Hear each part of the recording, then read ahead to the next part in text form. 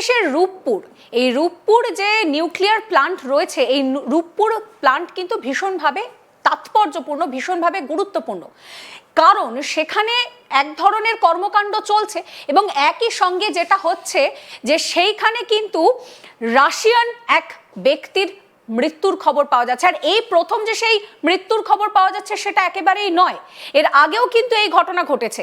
কিন্তু কেন এই ধরনের ঘটনা ঘটছে, কিভাবে এই মৃত্যু হচ্ছে, কেন হচ্ছে, এই সমস্ত কিছু নিয়ে কথা বলবো। আমার সঙ্গে এই মুহূর্তে স্টুডিও রয়েছেন আর কে শ্রীবাস্তব। শ্রীজি, আমরা ওয়ার্ল্ড অর্ডার নিয়ে কথা বলবো নিঃসন্দেহে, কিন্তু যেহেতু আমরা আলোচনা করছিলাম এই পারমাণবিক কেন্দ্র নিয়ে, সেক্ষেত্রে দাঁড়িয়ে যেটা দেখা যাচ্ছে যে রাশিয়ান নাগরিকের মৃত্যু, এবং এই প্রথম নয়, এর আগেও এই রাশিয়ান নাগরিকের মৃত্যু হয়েছে, কেন হচ্ছে? এটা তো খুব ভালো প্রশ্ন হচ্ছে, বিকজ এই রিজিম চেঞ্জ হওয়ার পর জানুয়ারি মাস থেকে, জানুয়ারি 2025 পর্যন্ত, আজ পর্যন্ত, আজকে 26/2026 এসে গেছে জানুয়ারি মাস, আজ পর্যন্ত ওদের 9 থেকে বেশি লোক ওখানে মিস্টিরিয়াস কন্ডিশনে ওরা মৃত্যু হয়েছে। কেন? যে ওখানে এটা তোর অপারেশনালাইজ করা দরকার ছিল। ওখানে যে ফিসাইল মেটেরিয়াল আছে, যেটা নিউক্লিয়ার গ্রেডেড মিসাইল ইউরেনিয়াম যেটা আছে, হয়তো ওর সঙ্গে একটা ডার্ক ওয়েভ নিয়ে একটা কাজ করা হচ্ছে। মনে রাখবেন, এই যে মৃত্যুর কথা আপনি যা বললেন, দুটো জিনিস বলে দিই, আর এটা আপনাকে চমকিয়ে দেবে। নাম্বার 1, আজ পর্যন্ত আপনি জানেন ট্রাম্পের উপরে কে ফায়ারিং করেছিল যখন উনি ক্যাম্পেইন করছিলেন? আর ওই গুলিটা একটু ডান দিকে আরো হলে আজকে ট্রাম্প থাকতেন না, কান ছুঁয়ে বেরিয়ে গিয়ে, কান ছুঁয়ে। আর যে ফায়ারিং করেছিল ওকেও মারা হয়েছে। তাহলে আপনি বলতে পারেন ওই চক্রান্তের পেছনে কারা ছিল? এটা লোন উলফ বলি, যার মানে একজন মানুষ যদি নিজে আইডিওলজি নিজে কাজ করে, এটা লোন উলফ বলি। কিন্তু একটা বড় সার্কিট থাকলে ওরা সব জায়গায় ধাপে ধাপে জিনিসটা মিটিয়ে দেয়। তাহলে ওই যে ট্রাম্পের উপরে আপনার যে ফায়ারিং করেছিল ওরা কারা?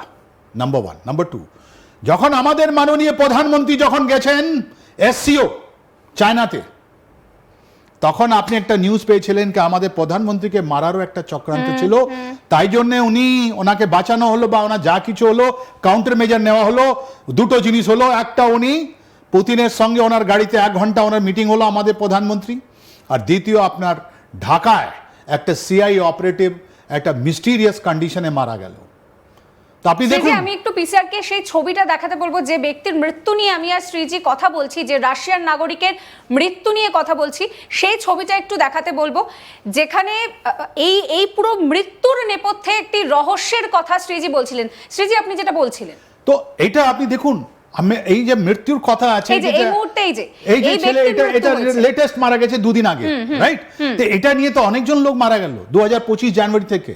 2024 থেকে ওরা এসছে, 2025 থেকে অনেক লোক মারা গেল। এটা ফিসাইল মেটেরিয়াল নিয়ে, ওখানে স্মাগলিং রুট আছে, ডার্ক ওয়েব আছে, আর কোটি কোটি টাকা, 100, 150, 200, হাজার হাজার কোটি টাকার ফিসাইল মেটেরিয়াল কথা আছে। এরা মারা যাচ্ছে কেন? এরা তো সব সায়েন্টিস্ট, এরা তো ওখানে কাজ করার ব্যাপার ছিল।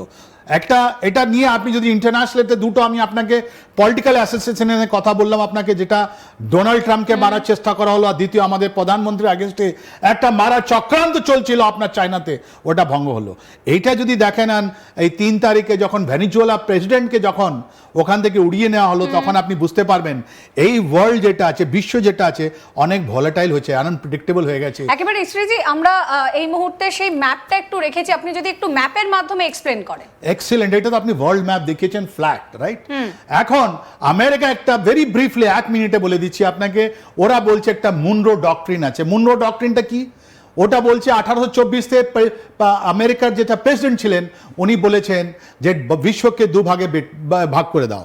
একটা এই যে প্রাইম মেরিডিয়ান যেটা বলছেন, যেটা আপনার লন্ডন গ্রিনউইচ থেকে যাচ্ছে 0 ডিগ্রি, ওর পূর্ব দিকে আছে আপনার ইস্টার্ন হেমিস্ফিয়ার, আর পশ্চিমের দিকে আছে ওয়েস্টার্ন হেমিস্ফিয়ার, রাইট? ওরা বলছে আমরা ওয়েস্টার্ন হেমিস্ফিয়ারতে আছি, যার মধ্যে আপনার North America, Central America and South America এটা আছে, কিছু ভাগ আপনার আফ্রিকা, কিছু গ্রিনল্যান্ড, আর কিছু ভাগ আপনার ইউরোপের আছে। বলছে এই যে ইন্টারেস্টগুলো আছে, এদের জন্য আমরা দেখব। উনি বলছেন যে এখানে উপনিবেশবাদ, কলোনিজম যা আগে ছিল না, যে ইংল্যান্ড আমাদের উপরে রাজত্ব করে গেল, ফ্রান্স করলো, ইটালি করলো, অনেকগুলো বললো আমরা এটা হতে দেব না। এই রিসোর্সেস যেটা আছে পুরো আমেরিকান কন্টিনেন্টে বা ওয়েস্টার্ন হেমিস্ফিয়ার যেটা জিনিস আছে, আমাদেরকে ওদেরকে রক্ষা করতে হবে। ওদের যতগুলো রিসোর্সেস আছে, ওটা অন্য মানুষ এখানে এসে ওখানে নিয়ে না যায়, তাই জন্য আমাকে লড়তে হবে। এইটাই ছিল মুনরো ডক্ট্রিন।